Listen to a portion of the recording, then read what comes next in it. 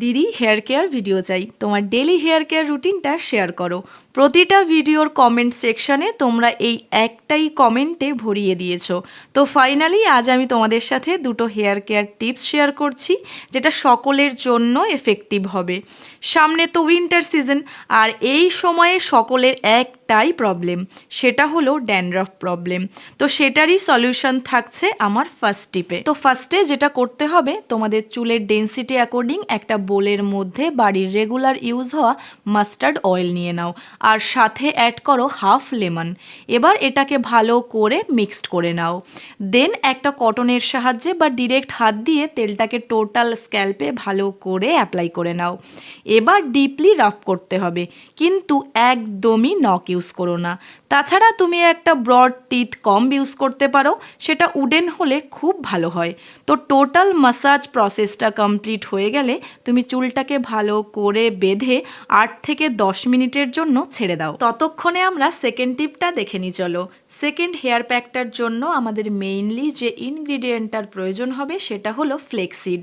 1:4 রেশিওয়ে আমাদের ফ্লেক্সিড আর জলের quantity maintain রাখতে হবে।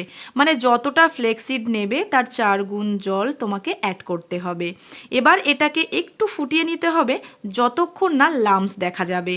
তারপর এই মিক্সচারটা একটু ঠান্ডা হলেই ছেঁকে নিতে হবে। আর এই ফ্লেক্স জেলের সাথে অ্যাড করতে হবে আমাদের রেগুলার শ্যাম্পু।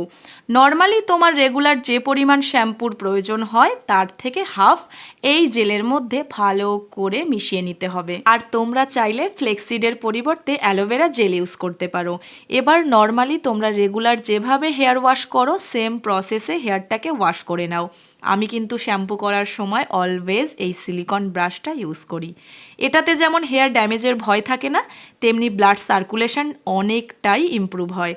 আর এই হেয়ার প্যাকটা ইউজ করলে ওই দিন তোমার আর কোনো কন্ডিশনার ইউজ করার প্রয়োজন হবে না। আফটার হেয়ার ওয়াশ একটা ড্রাই টাওয়াল দিয়ে চুলটাকে কিছুক্ষণের জন্য জড়িয়ে রাখো।